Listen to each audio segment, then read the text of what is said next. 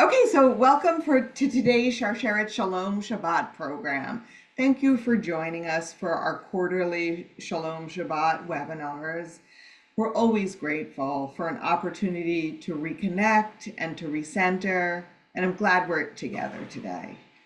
I want to begin by thanking our sponsors for today's program, the Greater Miami Jewish Federation, and you'll see we have some connections with our speakers, and the Cooperative Agreement 240061 from the Centers for Disease Control and Prevention.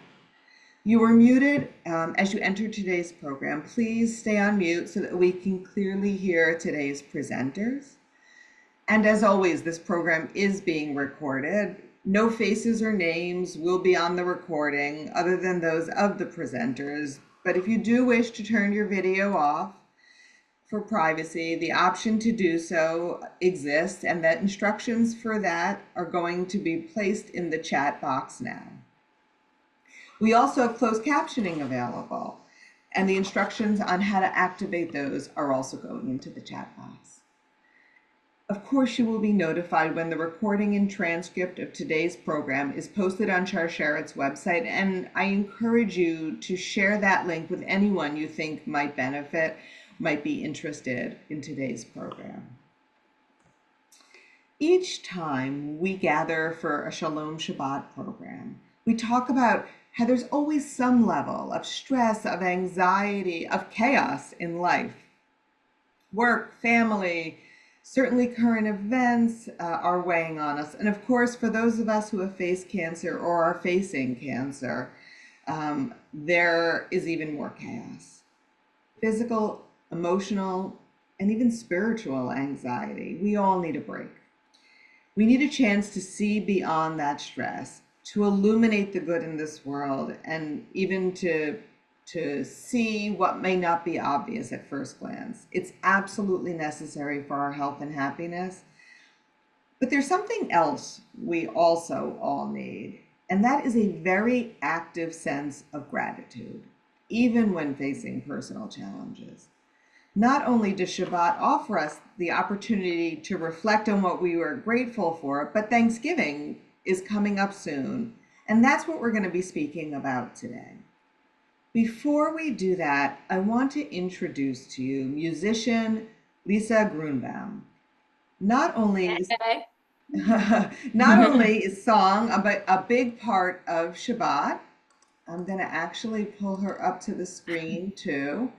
At Spotlight. Not only is song an important and big part of Shabbat, but it can also better open us up to a chance to explore gratitude. And there is no better person to do that with than Lisa. This is actually a really exciting day for Lisa, you're going to find out. Lisa is a singer-songwriter, a vocalist, a pianist, a guitarist, a drummer, and so much more, living in LA. She's an all-around music lover and has yet to meet a genre she does not like. Her biggest musical influences include 90s alt-rock. You see, this is a little different than our normal where we had 90s alt-rock with an emphasis on female vocalists, and many classic artists and bands known for their songwriting, recording, and playing most of their own instruments live on their albums. In 2025, just earlier this year, Lisa set up her own studio where she can now record live instruments and demos regularly. So stay tuned for lots more music on the way, and including the release of her first album, Once the Music Stopped, in the coming year. But today, the song she's going to start singing is actually the release date for this song that's going to be on this album. The song is called We Know. Again, officially released today. Pulled it up. It popped up on my Spotify account. Really exciting. I'm like, I know her. It's an amazing honor to have her with us to celebrate this release today. And we actually are putting her website link in the chat box Thank if you you. want to learn more. Okay, I'm going to disappear from the screen, and Lisa is going to sing some beautiful, meaningful things for us. All right. Thank you, thank you, thank you for the beautiful introduction. This is a special day for me. It also would have been my mom's 76th birthday. She passed away of cancer 20 years ago, but she did know this song. And I believe she's here with us. And what better way for her to celebrate the release of my song? And I'm just excited to share it with you. So let's do it. Start off on a really positive note. We're all in this together. That's kind of what this song is about. It's at heart a love song, but really it's about coming back to yourself, no matter how long it's been, no matter how hard it's been. We know we can get through this. So here it is. This is We Know.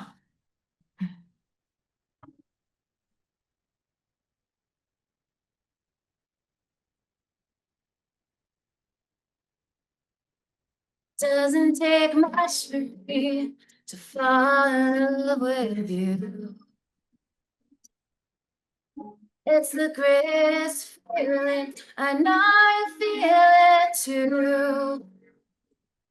Just one glance, your first chance, take me in your arms. A slow dance, my waistband, all for all your charms. We're together, time has come. Here's our chance to be the lucky ones. We'll be complete by letting all of show. We're together and know.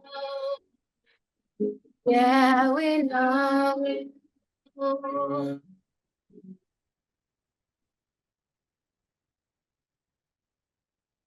Doesn't take much for you to be the one I need. Holding still and strong and listening. The night sky, ever burning bright. You're not shy, I'm all smiles. I can't go home tonight. We're together, time has come. Here's our chance to be the lucky ones. We'll be complete by letting all of show. We're together and know. Yeah, we know. No, this isn't right anymore. Bring me in, I am lost on the floor. Oh no, now my heart is in half. You're the sober one, you got the last laugh. No, my heart is racing so fast. The engine is burning, I'm breathing my last.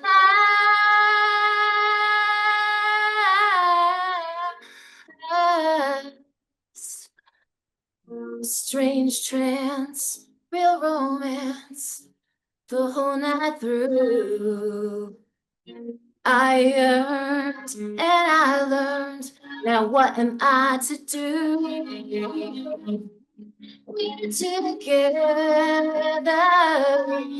Time has come. Here's our chance to be the lucky ones. We'll be complete by letting all of show. We're together and know. Yeah, we know.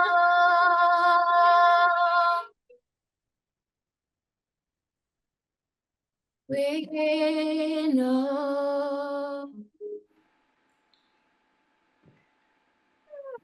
Thank you. That was beautiful, absolutely beautiful, and really did make me think about all of those people in my life that I'm grateful for. Thank you so much. Pleasure. And Thank you. Lisa's going to come back and sing another song in a little bit. Next, I want to introduce a special guest who will explore the opportunities to embrace gratitude under challenging circumstances with us. Rabbi Efrat Zarren-Zohar, also known as Rabbi Efrat, is the executive director for the Center for the Advancement of Jewish Education, sometimes known as CAJE. It's a nonprofit organization that guides the advancement of Jewish education in the greater Miami area. And CAJE serves as the educational partner of the Greater Miami Jewish Federation. Rabbi Efrat is an organizational leader, an educator, and prior to becoming the organization's executive director, she served as its director of adult learning for 13 years. I'm going to add her to the screen. Rabbi Efrat was raised in Massachusetts, where she was active in her synagogue and her Zionist summer camp. She lived in Israel for 2 years. And while there, she studied at Hebrew Union College, Jewish Institute for Religion, and at the Hebrew University. It's no surprise she speaks regularly and writes regularly and teaches regularly about all aspects of Judaism. So while presenting, keep in mind that Rabbi Efrat's going to be posting things, or will be posting things on her behalf in the chat box. So keep an eye on the chat box too. And she may be even asking you some questions to use the chat box to respond to. Okay, thank you so much for being here. A pleasure. Thank you, Melissa. I really appreciate it. And I appreciate this invitation. So, our theme today is trying to find gratitude in the face of challenges, which in itself is a very challenging but very necessary topic. It's challenging because when we're facing trials, especially trials in which we experience pain, it feels almost like gaslighting to connect gratitude to that experience. You can imagine someone saying, "My mother is dying and you want me to feel grateful? How dare you?" Which is why I very carefully put the words trying to find before the word gratitude. For most of us, trying to find gratitude in these moments is a deeply challenging proposition. And I want to begin also with a request for forgiveness. Obviously, I don't know you and your situation personally. This is a mass Zoom broadcast, so I cannot tailor my words to you individually, and I don't know what will trigger or offend you, so I cannot avoid those things. So if you find yourself triggered or upset, angered or saddened by something that I say, first of all, please forgive me and know that it wasn't intentional. And when you have a moment of quiet to think back on it, please consider that the times we are triggered or upset or angered or cry, whatever brings intense emotion to us, these are often opportunities for reflection that can lead to growth. We can ask, why did this trigger me? And why particularly now? And what does this maybe teach me about myself and my journey in life? As the author Haruki Murakami once wrote, pain is inevitable. Suffering is optional. Along with death and taxes, another life experience we will not be able to avoid, of course, is pain. Everyone alive will experience pain of one sort or another. How we process and experience that pain is what differs from person to person, which we, of course, all know just by observing ourselves and other people. And that is what makes trying to find gratitude so very necessary. When faced with pain, we must marshal every available strategy and skill to meet this difficult challenge. Gratitude can be one of those strategies. So let's explore how that might happen for us in the next few minutes together. It's instructive, I think, to look at the word gratitude in Hebrew because it brings us another layer of meaning that we may overlook when we understand it only in English. So in Hebrew, gratitude is known as hakarat hatov, which means recognizing the good. And I'd like to emphasize the word recognizing because, as we've just noticed, our experience of reality is based upon how we perceive that reality. And when we seek to recognize the good that is present in any given situation, then we're, in a sense, shifting or hopefully able to shift our gaze from what is tormenting us to what might help alleviate some of that torment. So you might be thinking, Rabbi, are you saying that I should recognize the good in cancer? And I would respond with a firm no. There is no good in cancer itself. But your world is not entirely cancer, is it? You are more than your cancer. You are more than your pain in any circumstance. And that is part of you in life. And it's real and it can't be ignored. But I hope you'd agree that cancer and pain aren't the entirety of who you are and your entire life. Hopefully, there are life-saving treatments and protocols that you're undertaking. Those are real too. And hopefully, there are doctors and nurses and aides who you found to be kind and helpful. They are real too. And hopefully, you have people who love you now or who loved you when they were alive. And that love is real too. So let's take a moment to think about what has been good that you've experienced despite the cancer and the pain.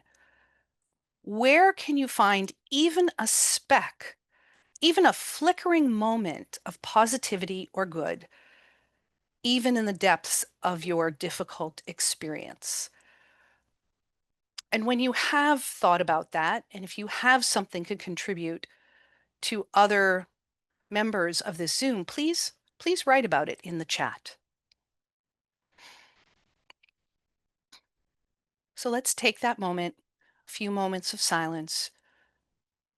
What has been good that you've experienced despite the cancer and the pain?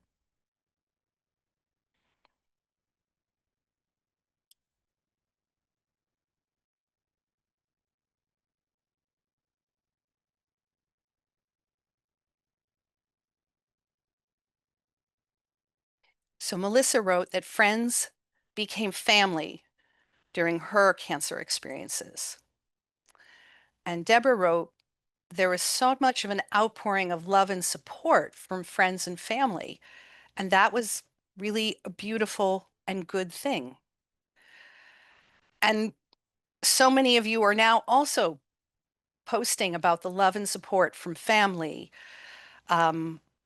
and then finding a partner right before being diagnosed with cancer, and that person loyally standing with you and remaining in partnership.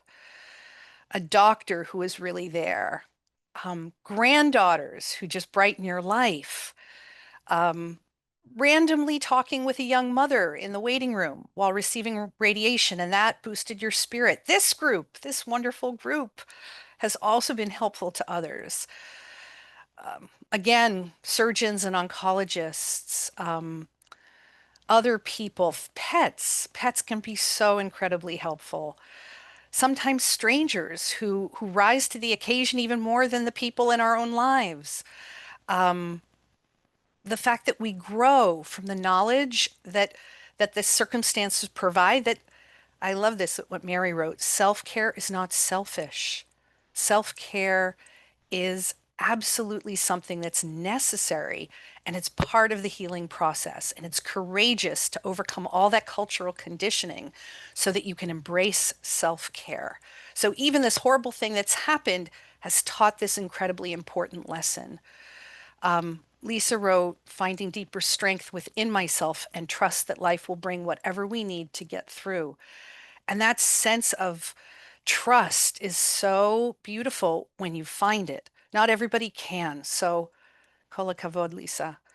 Laughter, finding that laughter and chuckling over anything, right? Even the absurdities of life can bring a smile and just one spark of joy. Psalms, Marlene wrote, Psalms are also sometimes shockingly relating to our circumstance of pain, and often were written from a place of pain, so they really resonate when we're there. Self-compassion, and of course, learning to have empathy for others going through illnesses.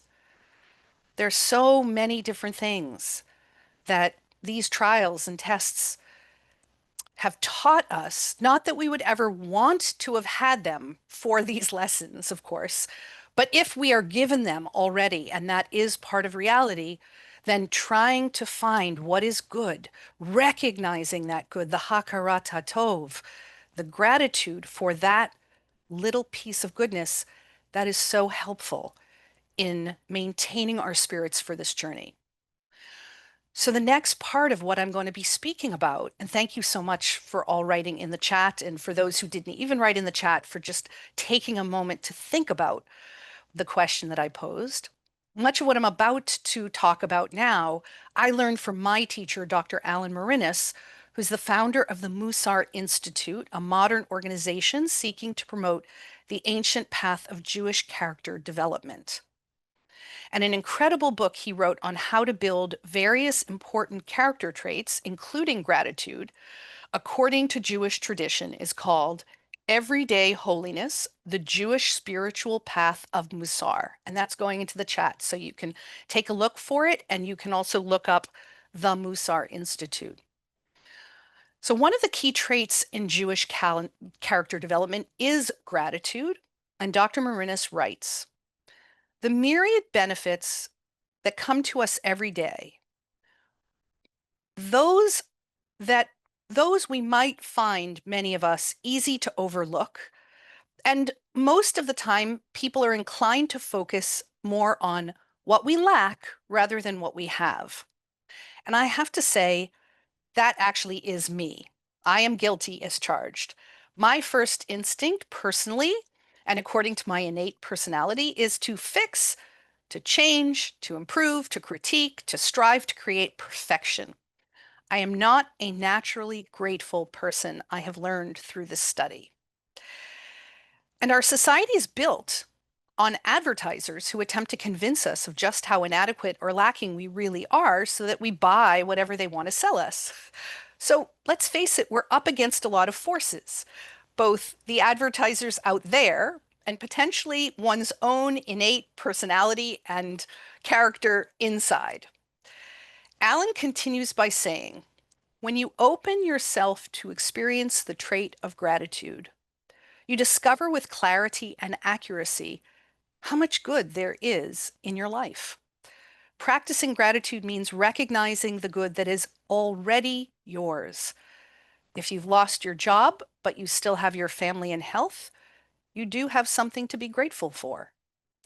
If you can't move except in a wheelchair, but your mind is as sharp as ever, you have something to be grateful for. If you've broken a string on your violin, but you still have 3 more strings, you have something to be grateful for. Now, this attitude is not natural to many people, which is why we use the term to practice gratitude, because we have to work at it.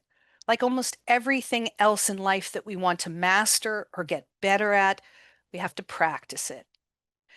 In reaching for gratitude, no one is saying that you ought to put on rose-colored glasses. When we are in pain, it is indeed very hard to appreciate the good. But it's worth the effort to practice gratitude, because the one who benefits most is the person who is suffering. Recognizing the good affirms life, and it can set your heart free to go beyond the pain.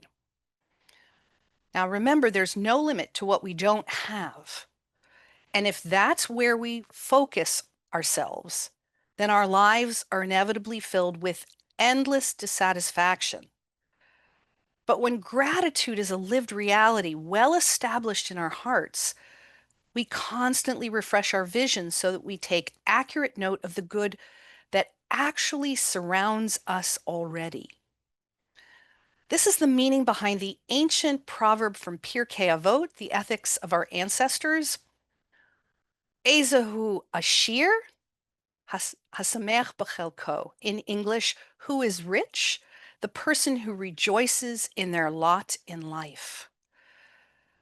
Live like that, and you'll suddenly discover that you want to give thanks for anything or anyone who has indeed benefited you. Giving thanks can become a flow that waters the fields of life. And being grateful is built into the idea of being Jewish, actually. How is that? Well, the word for Jew in Hebrew is Yehudi, and it is derived from the tribe of Judah or Yehudah in the Bible.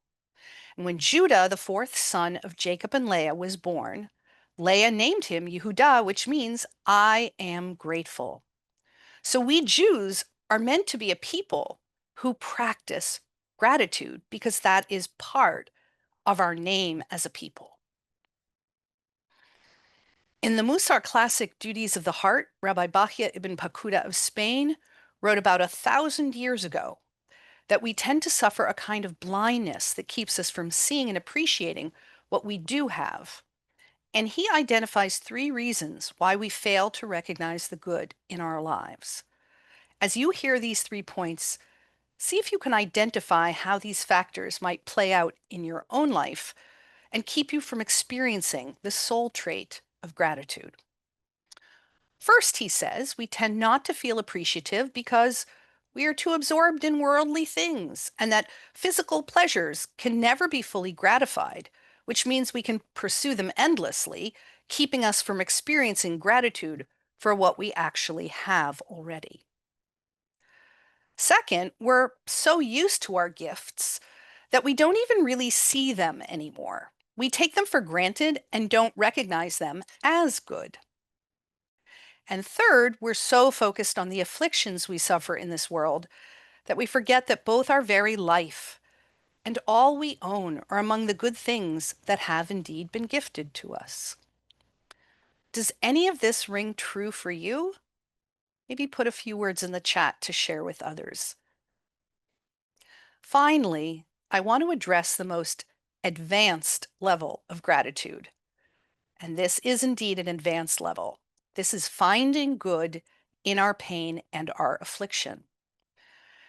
I want to emphasize again the word advanced because it is almost a saintly level of being that one achieves to be able to recognize good in a painful situation. But it is available to each of us with a great deal of work. We all know how real life examples of terrible things that befell people that turned out in the end, in hindsight, to be blessings in disguise. There was a Polish family that was exiled to Siberia at the outset of the war, and that saved them from the Nazi death camps. The wrong that we have maybe committed that we regretted and put us therefore on a totally different path in life. It's much easier to look back into the past and see what we thought was a horrible thing, how that turned into something positive, or at least partially positive in hindsight. The hardest, highest level is trying to receive whatever comes our way with an attitude of thankfulness in the moment. That is a very, very elevated perspective, but it is possible because we know people who have achieved it. In the Talmud, there's a description of Rabbi Nachum Ish Gamzu, a famous sage who lived about 2,000 years ago. And he got his name because no matter what happened to him, for the good or for the bad, he always said about it, Gamzu l'tova, this is also for the good. Again, that's not for everyone, and it may never be achievable for you, maybe not even for me. All we want is to strive to affirm that in everything that happens, there is the possibility of good, if only we can bring ourselves to recognize it. And while it may not be visible now, perhaps in time, we'll see the bigger picture, and perhaps the bigger picture will include dimensions that are beyond our world and our own known experience. Over and over, our task is to cultivate gratitude by asking, what can I find to be grateful for in this situation right now? And finally, we come to Shabbat, a day to just be, complete as you are, not seeking to change or perfect, to strive or compete. That's the beauty of Shabbat. It's a day, as was once said, to be a human being, not just a human doing. And as Lord Rabbi Jonathan Sacks states in his work, Letter in the Scroll, Shabbat is the day we stand still and let all our blessings catch up with us. My wish for you and for me as well is that we cultivate this soul trait of gratitude in ourselves so that we more frequently recognize the good that surrounds us, so that we become happier people and let all our blessings catch up with us. Thank you again for giving me this opportunity to speak with you. Wow. Wow. That was incredibly meaningful. And we are grateful that you were here. I think it's great inspiration as we end the week, that we look forward to Shabbat, the coming week, and Thanksgiving even. I want to welcome back to the screen Lisa. I'm going to bring her back right now for another original piece entitled Forever. I do want to say one thing that blew me away with the gratitude piece. You mentioned the word blindness, and my mother, whose birthday it is and passed away, and all cancer survivor, or not survivor, cancer, she was blind. And I think that's a big part of where my gratitude and ability to trust that things will be okay, because she was such a fighter since her childhood. And, you know, she grew up being blind. She loved my music more than anything. And like, she wouldn't let cancer stop her, to a certain level. So I think that's where it comes from me. And it just blew me away because if you didn't know that about my mom. So I just wanted to put it out there. So thank you for having me. And this song is Forever. I'll be doing the first verse and the last verse. If you'd like to follow along, this one's a little more bittersweet, but I hope it ends on a hopeful, positive note.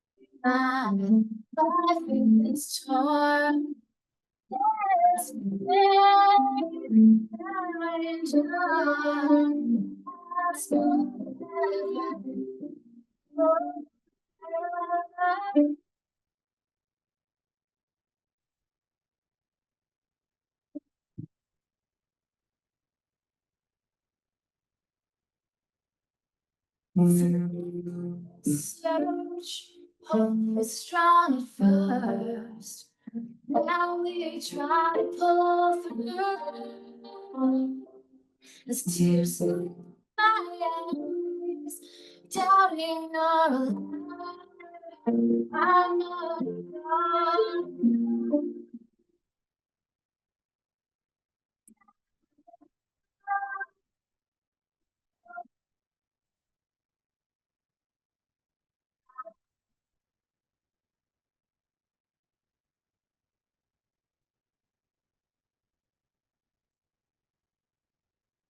God.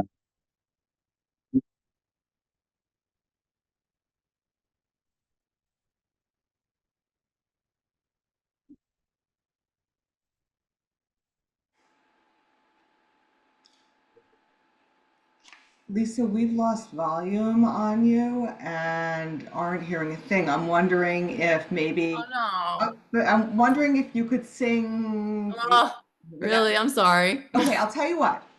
I'm gonna ask that we can get I, recordings, I just recorded that, so I will share it with you. and when we do the follow-up, we're gonna share recordings of both. Great.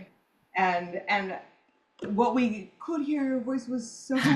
beautiful, and I can't wait to hear it We'll the figure whole out the time. audio if there's a next time, which I Yeah, would love. So yeah, thank you for for having sure, me. for sure. Thank you so much. Thank you. Um, okay, and formally now, I want to give special thanks to Lisa and to Rabbi Efrat. You both provided us with some important things to think about and how to think about them as we go into Shabbat, Thanksgiving, and the weeks ahead. As we conclude, I want to thank our sponsors once more, the Greater Miami Jewish Federation and the Cooperative Agreement 240061 of the Centers for Disease Control and Prevention. I want to remind you that Sharsheret is here for you. It's become clear today that gratitude is incredibly important, but not always easy. Our social workers are available to answer questions, provide support, connect you to resources. Just listen, and you can reach them through the email address that's right in the chat box right now. Finally, there's a link to a very brief, just quick 3-question evaluation survey in the chat box right now as well. Please take 2 minutes to share your thoughts on today's Shalom Shabbat program. Thank you for joining us. Be on the lookout for the follow-up, which will have some of the resources that Rabbi Efrat mentioned, as well as the recordings of the 2 songs that Lisa sang today. And for now, I wish you a Shabbat Shalom and a wonderful week ahead. Bye-bye.